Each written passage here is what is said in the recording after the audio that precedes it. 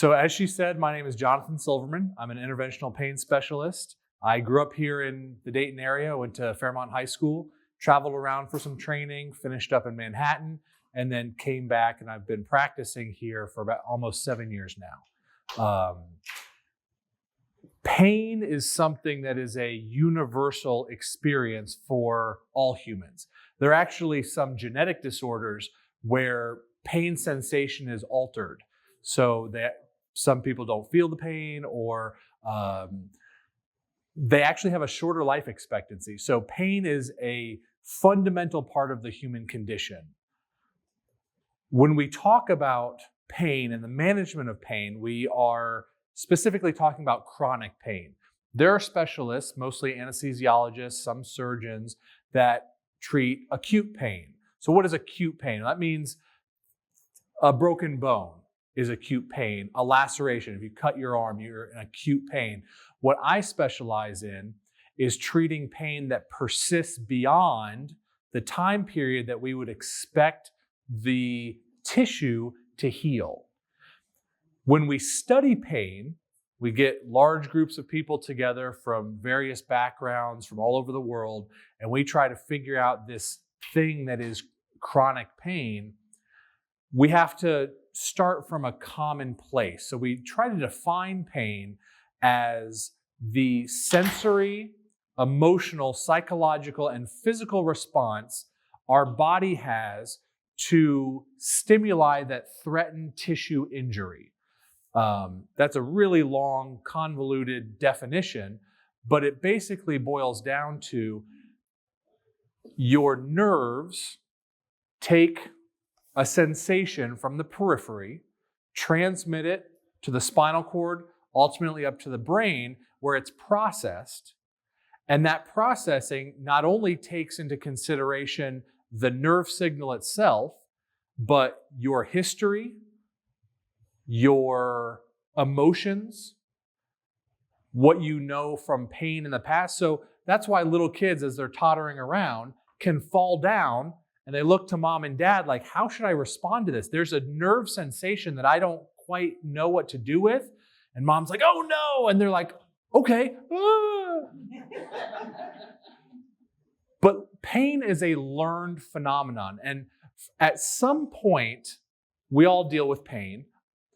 But in some of us, and unfortunately, in up to 40 million Americans, that acute pain doesn't go away when the tissues heal, and you end up dealing with chronic pain. So there are a few different types of chronic pain. We can take all pain and limit to chronic or acute. We can take chronic pain and break it down. There is nociceptive pain. There won't be a test on this, don't worry. You don't have to write this down. So there's nociceptive pain. What does that mean? Well, nociceptive pain is pain from mostly the musculoskeletal system. So the most common form of nociceptive pain is osteoarthritis. And that's what I like to use as my example, because everyone who has ever walked the planet knows a little bit about osteoarthritis, some more intimately than others. Another form of chronic pain is neuropathic. Another big word that you won't be tested on, but neuropathic pain is generated in the nerves. Well, John, you just said all pain is sent along nerves to the brain, or else, because if you don't experience it in the brain, it didn't exist. So if I was to block the nerve in your arm and you were to cut your arm with a knife, but I blocked that nerve, there is no pain from that because it never reaches the brain. However, some pain starts in the nerve. It doesn't require the cut. It doesn't require the osteoarthritis. It doesn't require the tissue injury. The problem is in the nerve itself. And that leads to some challenges managing pain that I have a lot of really nifty tools to use when I help patients.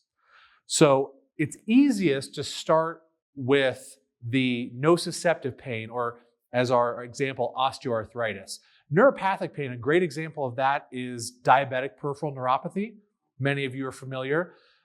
If anyone here has been unfortunate enough to have cancer and had chemotherapy, a lot of times chemotherapy will damage the nerves and create long-standing or chronic pain from there. And there are all sorts of things. One of the biggest areas of my personal practice is treating long-standing nerve pain that persists after surgery. Because when they're operating, when they replace a knee or they fuse your back or things like that, they're pushing nerves aside. Sometimes they get frankly cut through, and it's just part of the procedure. But in a small fraction of patients, sometimes even up to 20%, so not even that small a fraction. I learned fractions. She taught me fractions. So, in up to 20%, the pain persists even when you put the x-ray up on the screen and your orthopedic surgeon says, man, I did a really good job. That knee looks fantastic. And you're like, but it hurts. Like, what gives? Well, that's when I come into play. So we're going to start our talk today on how we manage chronic pain with nociceptive pain or osteoarthritis pain. The interesting thing about most pain conditions is that you as the patient, or me when I'm the patient, we can do more for ourselves than our doctors can ever do for us. What do I mean by that? Lifestyle modifications, exercise, weight loss, diet, smoking cessation.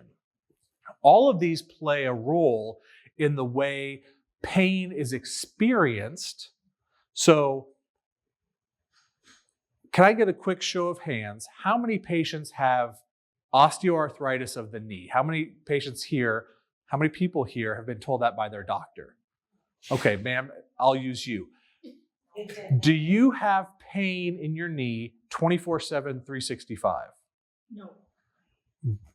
But you said you were diagnosed with osteoarthritis. That doesn't go away and come back, right? Well, why don't you have pain all the time? It's because the body has some pretty amazing mechanisms that allow you to not pay attention to pains. Even if the tissue damage, the reason you have the pain in the first place, persists, it doesn't always create pain that you are conscious of, and that limits your function. So we can take advantage of that therapeutically by increasing endorphins. Has anyone here heard of the runner's high? That is your body releasing endorphins in response to an elevated heart rate. And it happens more commonly with distance runners than if you were doing short, heavy bursts of activity. But that's the same pathway that your body automatically activates in the setting of acute pain to tamp it down, helping acute pain not become chronic pain.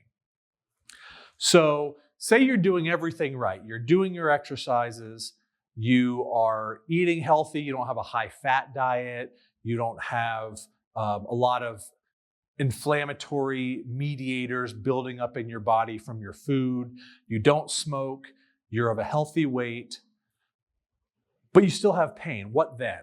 Well, some things we can do in that situation, physical therapy, they can help you, they can give you the right sorts of movements and exercises to do on your own. They can help you with stretching. They're really pretty amazing providers and can help in a lot of ways, but that's usually the first line. What if none of that is helping? What's next? Well, you go to your doctor and maybe he offers you some medication. The most common medication prescribed for osteoarthritis is an anti-inflammatory, or you may refer to them as NSAIDs, non-steroidal anti-inflammatory drugs. And those are things like your ibuprofen, your naproxen. If you want to go a step beyond that, your meloxicam, your Celebrex, diclofenac. So these are great drugs that work on the inflammatory cascade. So in response to tissue injury, your body sends its scouts to investigate what is it that's causing this pain. Those scouts are sometimes quite helpful in limiting acute to chronic pain transitions. However, when they go into overdrive or when they are dealing with long-standing issues such as osteoarthritis, they can become problematic in and of themselves because the byproduct of that pathway is inflammation. So with NSAIDs, we can help reduce inflammation. It's a first line. What's the problem with NSAIDs though? Why? There are a number. It's a laundry list actually. So many of you may be in a situation where your doctor says, I'm not allowed to have NSAIDs anymore. Maybe you had a gastric ulcer, a stomach ulcer. Maybe you have kidney disease. Maybe you have heart disease. Maybe you're on a blood thinner and NSAIDs can further thin the blood, making it unsafe. So there are a lot of reasons why we might not want to use that. What's another line of medication we can use? Tylenol or acetaminophen. It is universal. If you look at allergy medication, sleep medication, it's in everything. Headaches, osteoarthritis, anything marketed over the counter, more likely than not has acetaminophen in it. What's the problem with that? Acetaminophen remains to this day the #1 cause of liver failure in the modern world. So I don't want to scare you. I recommend patients take Tylenol all the time at safe doses. It's a good tool that can be used, but even as something as simple as Tylenol can cause serious problems. And that's why working together with your treatment team, your physical therapist, your nurse practitioner, your physician is vitally important. And I'll tell you throughout the talk today about many, many, many different types of interventions, things that I do as an interventional specialist, things that other physicians may do like your primary care doctor or your surgeon. Everything we do has the potential for side effects. And so our job as physicians is to give you the greatest amount of benefit with the least amount of risk. Nothing is ever risk-free. A sugar pill has risk. Water, people have died from water overdoses. So nothing is without risk. So just take that into consideration. And these medications, the reason I bring it up is because so many people just want that pill. Just give me that pill. I'm going to rely on it. It's going to take care of all my problems. But at what cost? That's when I come in. Sometimes your family physician may give you an injection of steroid into your muscle that's absorbed systemically. That's very similar to taking steroids by mouth. Has anyone here had that 5-day, you take 6, then 5, then 4, then 3, then 2, then 1? Yeah, very, very common. It can help a lot of what ails you, but people prescribe it for upper respiratory infections and spinal stenosis and radicular pain and arthritis pain and because I want to lift more. No, different steroid. But I'm just saying they're used a lot. But what are the side effects of steroids? Well, in the short term, yes, high blood sugar can cause some facial flushing, can cause increased appetite, which may lead to weight gain. What about in the long term? They can degrade bones. They can lead to compression fractures or hip fractures. They can alter hormone balance. They can do all sorts of really kind of nasty things. Now, we as physicians are very careful to avoid those critical levels or the critical duration, but sometimes in some conditions it's necessary. Thankfully, pain is not one of those conditions. So we're cruising along with our osteoarthritis. It hurts a lot. It sometimes limits us because we can't walk the store. We can't do as much as we want to do, but it doesn't hurt all the time. Maybe the medications help, but we know about the side effects now, so we gotta use those sparingly. What's next? Well, oftentimes that same corticosteroid that my family doctor injected into the muscle or that I took by mouth can be delivered directly to the tissues, into the knee, into the elbow, the shoulder, the hip.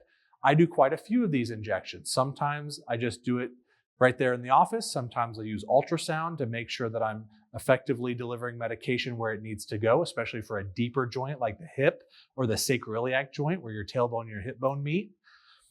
Sometimes I use X-ray. It all depends on the clinical indications, what the patient needs to best treat them.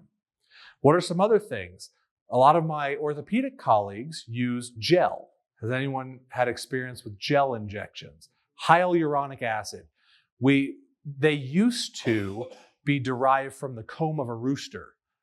Anymore, they're mostly synthetic, but we always used to call them rooster comb injections. Those can perhaps pad the joint, perhaps provide some anti-inflammatory properties, things like that. So as you see, and this, we're using osteoarthritis, but this goes across a wide range of pathologies where you start conservatively because we know everything has risks, so might as well expose ourselves to the least amount of risk unless we really need it. We start by what we can do for ourselves, our lifestyle modifications. We lose weight, we stop smoking, we exercise more. If those aren't helping, we're continuing to have this pain, this maybe not all the time, but definitely limiting our function. Okay, what's our next step? Now we start to involve the healthcare team. At first, a physical therapist, maybe a primary care physician, and when that doesn't help, we move on to someone like myself, an interventional pain specialist. What happens when I can't help? Well, then maybe surgery becomes a good option. And my colleagues do many total joint replacements. And the vast majority of those patients come back in and they're doing great. The next day, or as soon as they recover, they're increasing their activity. They're able to get back to gardening, get back to spending time with the grandkids. They're really good treatment options. However, like we talked about with neuropathic pain, there is a percentage of those patients that still have pain. What gives? I had pain from arthritis of my knee. You cut out the bad parts, put metal caps on each of the bones. I can move it now. It doesn't pop, click. I don't think I'm going to fall over. My muscles aren't trying to give out on me when I'm walking, but it still hurts. Doc, what's left there to hurt? The nerves. There are numerous nerves that send pain signal, that send any signal from the joints. Unless it's a pain signal, it's sending us a signal of where is this joint in space? Is my right foot in front of or behind my left foot? I don't have to look down. I know because the nerve signals are being transmitted effectively. After surgery, like I was saying, almost 20% of patients in any given surgery, whether it's hips or knees or hernia repair or mastectomy where they remove a cancerous tumor in the breast, any surgery across the board is going to have a percentage of patients who afterwards still hurt, even though the thing that we thought was hurting is no longer there. One great example is amputation. Sometimes the residual limb or the stump hurts. Sometimes the toes that aren't there anymore hurt. That's called phantom limb pain. What do we do when that happens? You have to act at the level of the nerve because that's where the pathology or the problem lies. Might not be where it started, but that's where it is now. So we have things like nerve blocks. Around the knee, they're called the genicular nerve. So you may be signed up for a genicular nerve block. There's one particular nerve on the inside of the knee called the infrapatellar saphenous nerve that tends to be a really neat target for pain all throughout the knee. We can put a little device that looks like a strand of spaghetti that applies electricity to that nerve, and poof, pain is almost gone. We shoot for about 80 to 85% pain relief. Occasionally I'll have patients come in and tell me, Doc, I don't hurt at all. Haven't hurt since the day this was put in.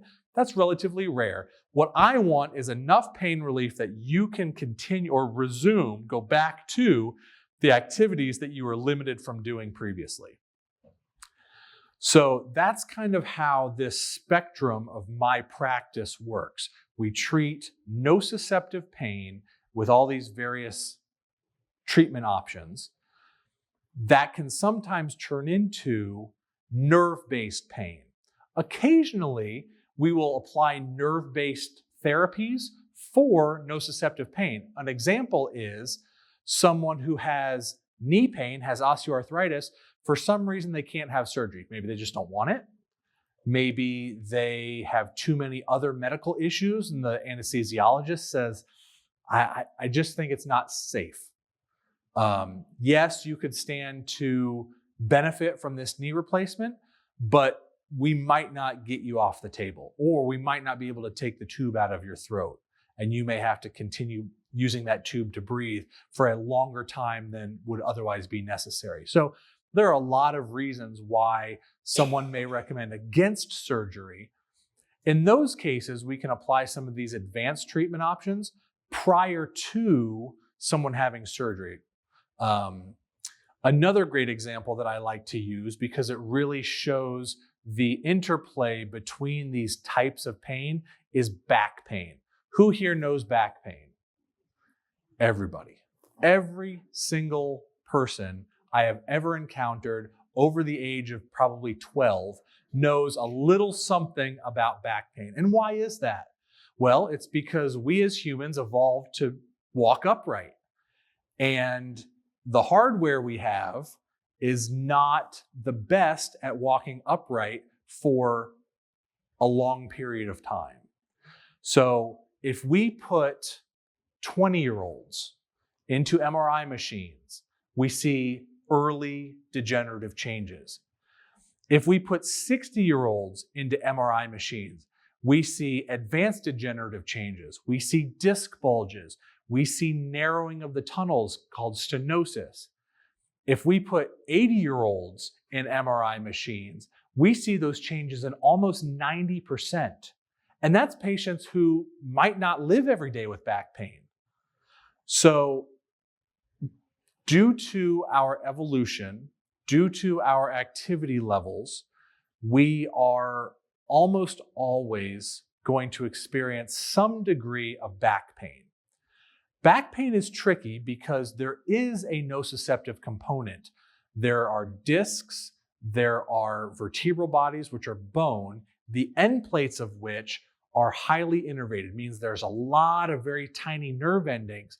And so when you get degenerative changes, microfractures, wear and tear, use any term you would like, when those start to affect the vertebral end plates and the discs, it's a cascade where one component leads to dysfunction in another component, leads to dysfunction in a third component, and it results in what we're all familiar with, back pain.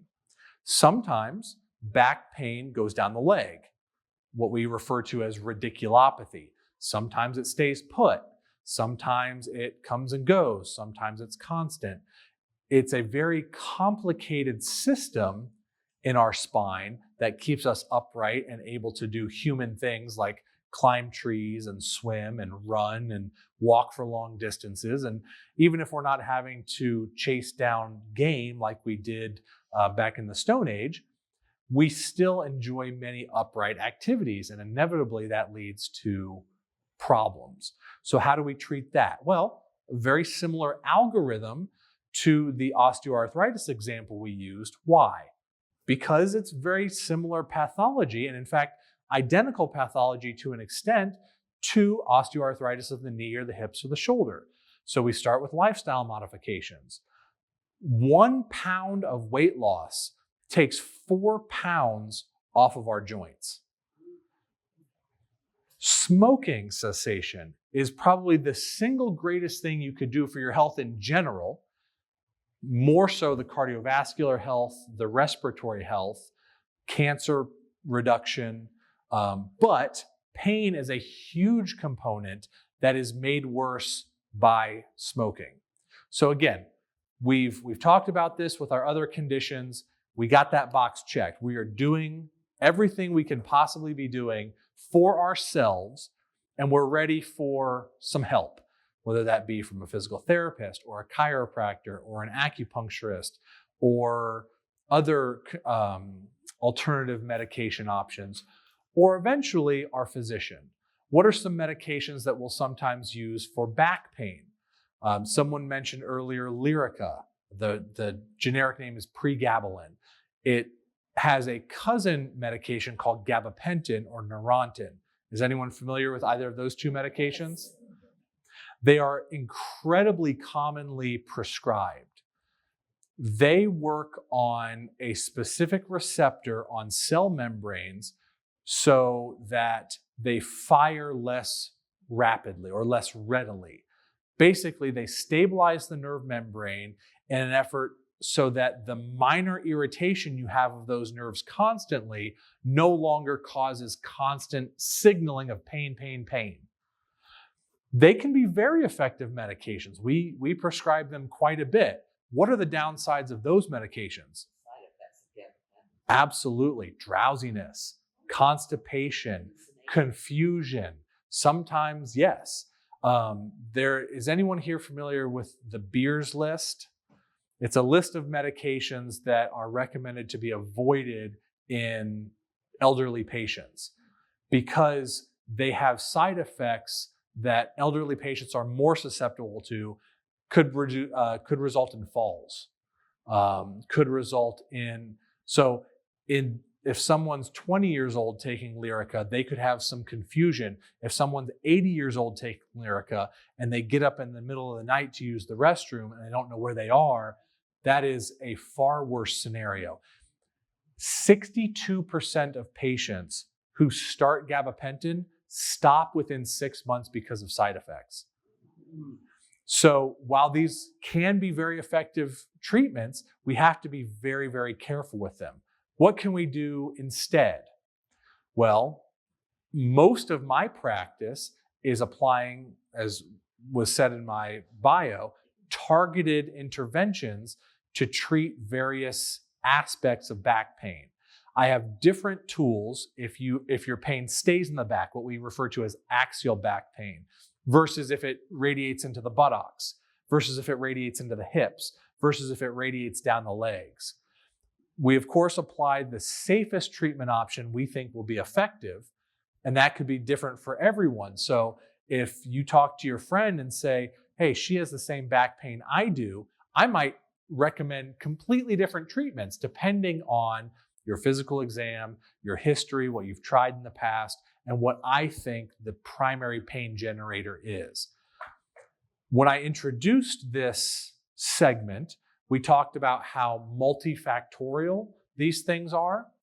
So that's something we certainly take into account because sometimes treating one component is safer than treating another. Sometimes medication for one component won't do anything for the other, and we choose a hybrid model where we're using medication for one thing and interventions for another. Sometimes interventions can help with both. For instance, something called spinal cord stimulation. I talked to you about that spaghetti strand that sends nerves or signals to the nerve below the knee. There's one very similar to that was actually adapted from pacemaker technology. Back in the 60s, people were like, oh, this is brand new stuff. This is awesome. We've been doing this for a long time. It has certainly gotten better over the last 12 years and has gotten really good in the last 3 to 5 years. What do I mean by that? We used to, with this technology, hope for 50% pain relief in 50% of the patients we treated. More recently, we are starting to track profound responders, 80% pain relief, 90% pain relief, pain scores that are below the national average of patients without any pain. I can't say we cure things because, quite frankly, in my line of work, we don't cure much of anything. The pathology is still there. If we put you in the MRI scanner, it would still be there. But if I can help you feel the same way you felt before you ever had any pain, any chronic pain, then I think that's pretty deserving of that profound term. We're getting that profound relief sometimes in 40, 50, 60% of patients that we study. Now, those are very controlled studies. If you're a little out of this narrow window that we're looking to treat, we're going to say, this treatment option is great for you, but this study's not. We can treat you outside of the study. So you have to take study results with a grain of salt, but it's the best way. Instead of saying, ma'am, how did you do with your system? Sir, how did you do with your system? We can instead say, okay, we got 1,000 people all together. How did they do with the system in general? And that helps us to apply to one patient versus another more effectively. So it's the best way we as physicians have to determine what is most likely to help you and least likely to harm you. So this technology is called spinal cord stimulation. There are a number of companies that do it. They all do it a little bit differently. So part of my job is to determine which quirks of one system will benefit you, which quirks of a different system may not quite as much. So that's one potential treatment option we're recommending for someone with back pain, plus or minus leg pain. It's also very effective for diabetic peripheral neuropathy when almost nothing else is. Anyone here deal with that? Diabetic neuropathy? I don't. Largely with my husband. That's where it's awful. The condition is awful. The treatment options are sometimes frankly ineffective. And even if they are effective, sometimes you're limited by side effects. So we now have other options. And what's awesome about diabetic peripheral neuropathy and using spinal cord stimulation is I don't treat diabetes. I don't prescribe insulin. I don't prescribe any of the GLP inhibitors that everyone seems to be on nowadays. That's an endocrinologist. That's a primary care physician. Well, we got together because we found a clinical problem, and the endocrinologists were like, hey, do you think that tool you use for these patients may work for my patient? I don't know. Let's look at it. And they did over a large cohort, a lot of people, for not just acute pain, not 6 weeks or even 6 months. They looked out at 2 years that patients with these systems do better than patients who don't have these systems with the same pathology. So that is one really cool treatment. And that's probably my favorite thing to do is spinal cord stimulation. Now there are a few flavors of spinal cord stimulation. If you come and see me and you have a very specific pain, say I had surgery on my ankle because I broke it 15 years ago and it's never been right, it still hurts me, I might recommend a form of spinal cord stimulation called dorsal root ganglion stimulation. You can think of the dorsal root ganglion as grand central terminal for the signals coming up from the limb. We can intervene at that structure in a very elegant way that is both safe and effective for isolated pain. If you want to think of spinal cord stimulation as a shotgun, peripheral nerve stimulation, including dorsal root ganglion stimulation, is more like a sniper rifle. We're picking off that particular area of pain. It's for someone who doesn't have a lot of back pain.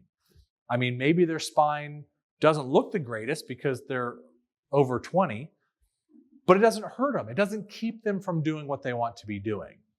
So that's, again, I wanted to bring it up because it's one of my very favorite things to do. It can be effective, and most people, even though it's been around since the 60s, don't know about it. People who have been living in pain all their life, living with conditions for decades sometimes that respond very well to this technology, don't even know about it. And it's because we are just now starting to cross divides as physicians. I have conversations daily with primary care physicians. I work with many orthopedic surgeons, even though I'm not myself an orthopedic surgeon. So we're starting to team up instead of being siloed, where your primary care doctor is responsible for this part of your care, and your cardiologist for this part, and your diabetic specialist for this part, and your orthopedic surgeon for this part. We're now starting to come together and say, hey, you have some pretty neat tools there. I wonder if those could be used to help any of my patients over here. And the care we are able to provide is more and more so every day effective, safe, cost-effective. Healthcare in America is a $4.5 billion industry. And there are a lot of things wrong with American healthcare, don't get me wrong. but we're doing better than we were before. We are opening doors instead of shutting them. We are looking for innovative, unique, creative ways around problems that we've been dealing with for a long time. And I am honored to be a part of that solution, even in my own group. Like, how many people kind of have lived in the Dayton area for a number of years? Say more than 20, more than 30.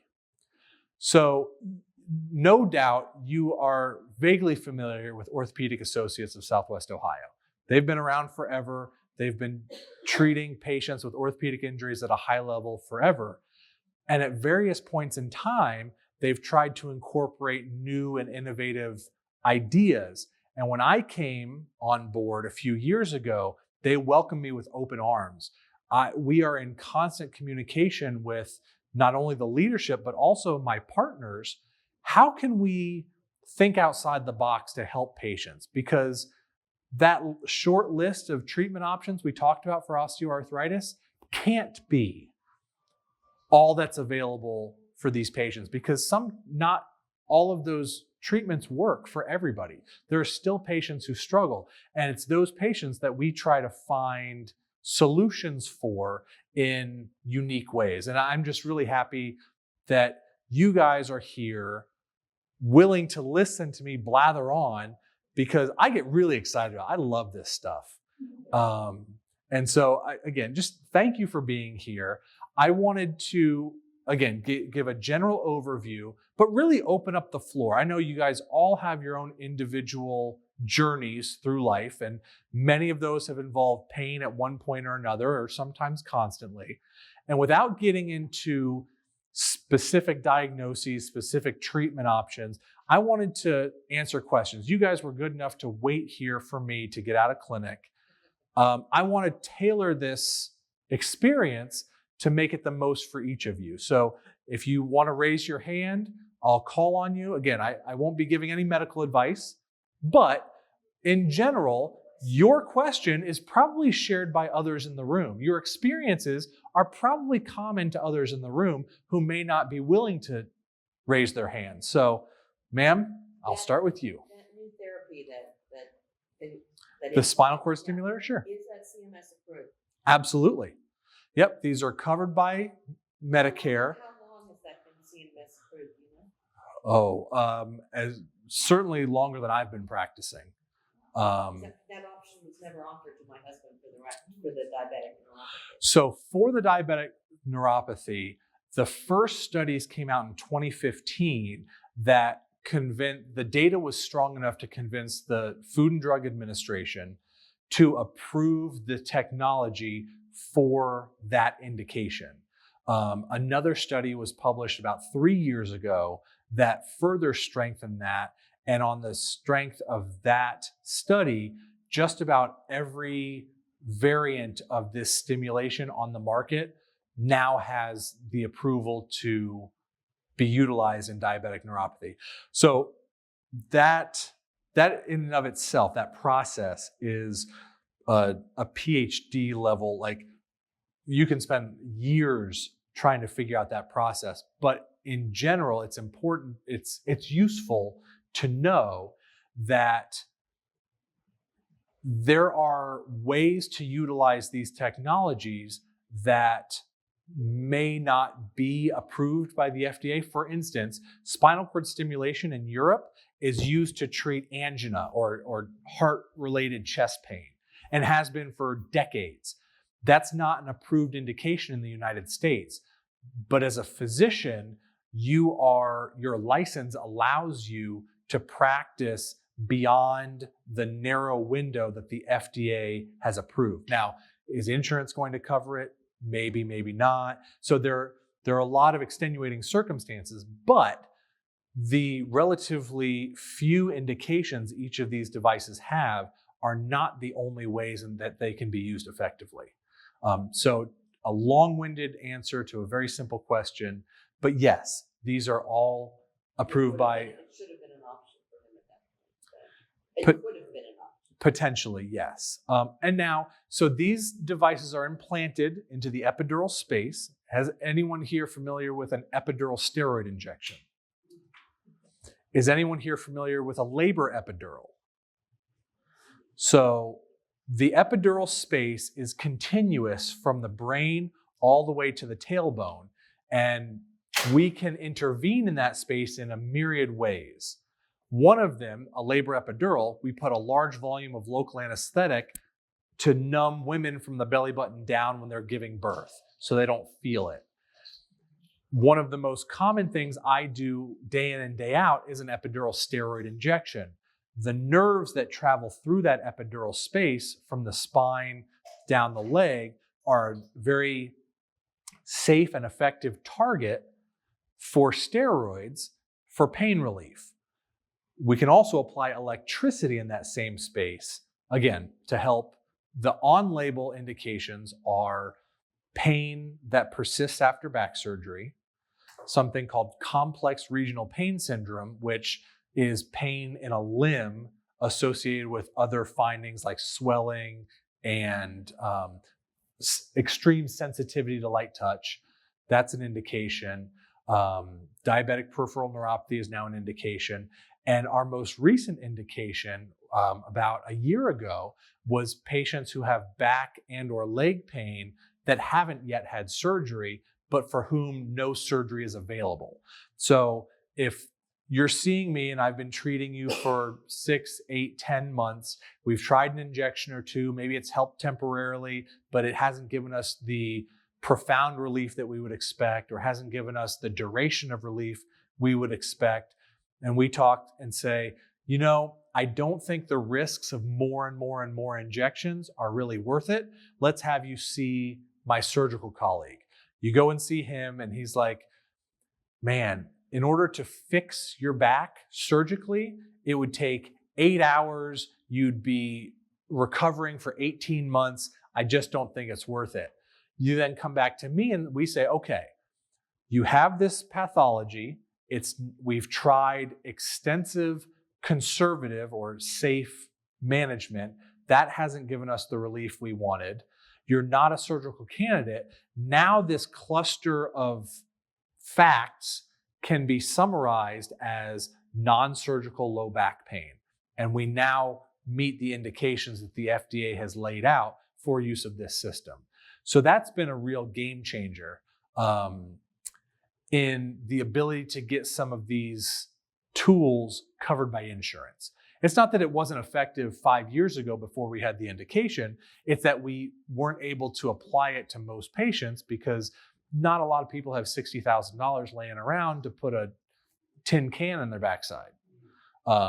So the question you asked is a fantastic. I love that question. I love talking about that question, but you can get pretty deep into the woods pretty quickly as you answer that. So hopefully I gave you a satisfactory answer. I didn't know what the answer was going to be, but I just wish it had been available to them at that time. Sure. Ma'am? So your advice is, even though you have like lower back pain or you have any kind of osteoarthritis pain, is just keep moving as long as you can? We know that the single best treatment option for degenerative conditions is persistence in movement. And they have looked at studies where they look at resistance training, like weight training. They've looked at aerobic training. They've looked at Tai Chi or yoga or Pilates. And depending on the study you look at, some score slightly higher than others. But as if you sum the data in total, nothing is so far beyond the other approaches that it doesn't make any sense to try them. Like whatever it is that you enjoy doing, whatever you will do consistently is what you should be doing. And when you do get that pain, I use a heating pad. Sure. But it seems now that a lot of things with pain is icing. So that's a question I get frequently. What's better, heat or ice? in long-term pain, it's whatever feels best to you. I hate to take the safe answer, but it truly is. The only time I actively recommend against heat is in the short term, because heat can actually increase inflammation. When we're talking about chronic pain, there probably isn't as strong a component of acute inflammation that could be made worse with heat. And many people, I had a patient today who loves his hot tub, and he is all about his hot tub. He says only in the middle of summer will he convert it to a cold tub because he just enjoys heat that much. So my general advice is, outside of very narrow circumstances, whichever feels better is fine. And is it okay, how do you feel about chiropractic? So I think chiropractors have a role, certainly, in providing pain relief. My father was a physical therapist, and if he heard me speaking highly of chiropractors, I think he would smite me. But chiropractor is a 4-letter word growing up. But having experience with many, many chiropractors over my career, I've been able to see how they can truly help people. Now, I have treated the consequences of a few chiropractors harming people, because like everything else, there is risk associated with it. However, that's fairly rare. In my discussion of risk-benefit analyses in everything we do, medications, injections, advanced treatments, I usually say that the greatest risk of seeking chiropractic care is financial, because most insurances don't cover it.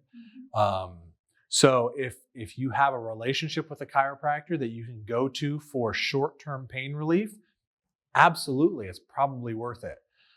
Like I was saying, I don't provide a cure for really anything. Chiropractors don't either.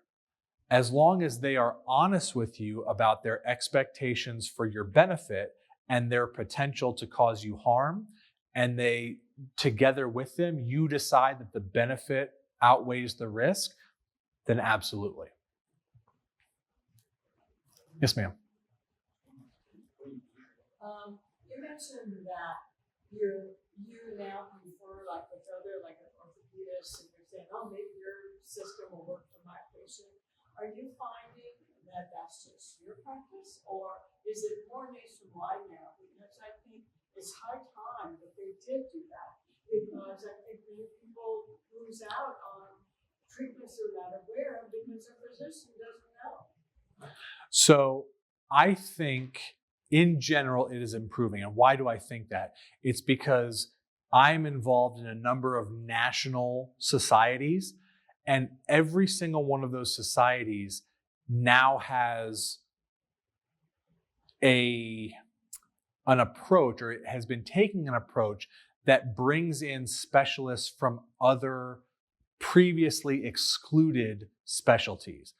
For instance, one of the primary societies I'm involved in is out of the Ohio, Kentucky area. It's called the Interventional Pain Physicians Society. At our last meeting last fall, we had speakers who were psychiatrists, radiologists, neurosurgeons, sleep experts, of course, pain physicians. And even within pain physicians, there are a number of ways to get there. I come from a rehabilitation background, so physical medicine and rehabilitation, PM&R. Most of my colleagues come from an anesthesia background. Occasionally, I'll have colleagues from a neurology background or a psychiatry background. So within this one weekend course, I heard opinions from a dozen different specialists in their own areas. So I believe that is happening more universally across the board, but I completely agree that it takes an open mind. It takes a provider to say, listen, I have spent years perfecting my craft. I continue to have a growth mindset, improve my own practice every day. But that mindset has to be there to be open to other people's ideas. and to seek out other people's ideas. And that's one of the big things I love about Orthopedic Associates, because I show up and I get to work side by side with people who have been looked at as the region's best at whatever they do for 2 decades. And yet I walk in the door and they're like, hey, what do you have to say about this? I know what I would do. What would you do for this? Maybe we can figure this out. Maybe what you have to offer is safer than what I have to offer. Maybe it should be offered first. And I turn to them and I say, you know those 20% of patients that still have pain even though you did a technically flawless job? Oh yeah, those drive me crazy. I don't know what to do for them. I feel so bad. Well, send them to me because that's what I specialize in. And we do. And so it takes the right kind of individual, and it takes many of those individuals coming into positions of power in societies, in medical boards and things like that to drive change in the culture. But I think that culture is rapidly changing when maybe it was pretty stagnant for a number of years. Great question. Any others? Yes. Are you just practices private, or are you associated with one of the big hospitals? So we are truly free agents. We align in a lot of ways with Kettering Health Network. Many of our buildings have Kettering Health practices in it, cardiology, primary care. We share MRI scanners. We share a lot of patients, physical therapy, so on and so forth. But for instance, I operate mostly out of Miami Valley South, down the road, which is a premier network. I'm involved with Dayton Children's, the VA hospital. So we are truly free agents. We have physicians that spend most of their time in Sydney at Wilson Health. We have physicians that spend time in Greenville at Wayne Health. Probably more than I even know exist. But we are truly free agents, and that way we can provide you the best care possible, regardless of your affiliation. Yes? When I saw you, you were at Sycamore, I was. and I have to say, and I don't want to embarrass you, you're just as cute as you were. Well, thank you. So yes, when I first came out of fellowship, came back to the Dayton area from Manhattan, I was employed by the Kettering Health Network, and I had some fantastic mentors and partners there. They were very much on the cutting edge of collaboration, and I took that as a springboard into my current practice, which is essentially unaffiliated. We are, again, we go everywhere that you go. We're like, is that Discover or Visa? Anyway, one of those. Yes, ma'am. You were going places in kindergarten. Yeah, she was my kindergarten teacher. And so, yep, so love me or hate me, she's responsible. So you work full time. Yes, ma'am. Just a quick question. It's not pain, but it's very uncomfortable. Does the system do anything for restless legs?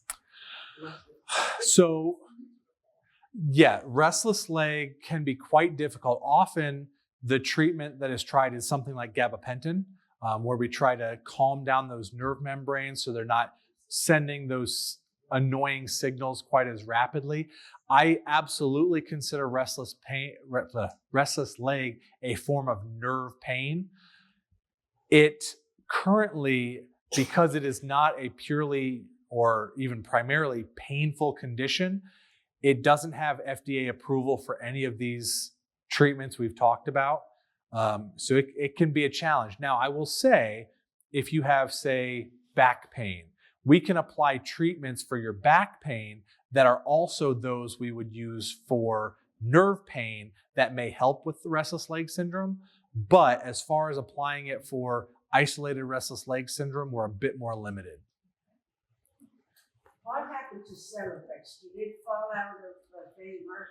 So Celebrex is still on the market.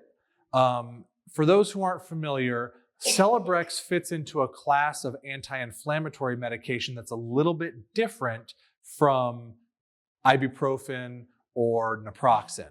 Celebrex works on one specific receptor in that cascade of inflammation.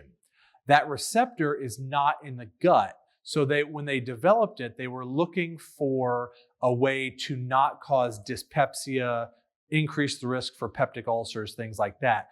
The problem is that isolating that receptor may further increase the risk of cardiovascular issues, heart attacks or strokes. So it is still used because in the right patient, it is a very good option, but it shares the kidney effects, it shares the heart effects with all of the others in that class. Any other questions? Yes, ma'am. Have you had any case in the aging process? For example, you hear the bones, bone to bone, you lose that cushion. Does your intervention help the pain? Without surgery?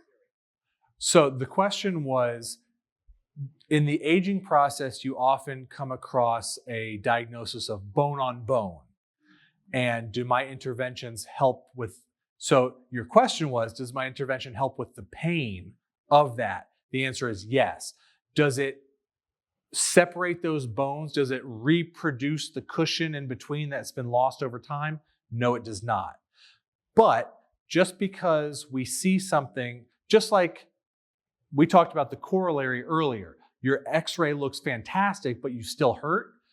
Over here, we can reduce pain, we can manage pain, keep you active, but the x-ray still looks kind of nasty. You still have that bone on bone. It just doesn't hurt as much because of our interventions. And that's one of the primary goals that I take into any treatment. And it's a lot about patient expectation setting, because someone comes in to me and says, "Doc, my knee pops and clicks and cracks." Well, yeah, mine does too. The difference is yours hurts, mine doesn't. If I can get it to not hurt, would you be okay with the popping, clicking, cracking? Oh yeah, absolutely. So that's what we try to do. We try to reduce the pain, even if we can't change necessarily the reason the pain started in the first place.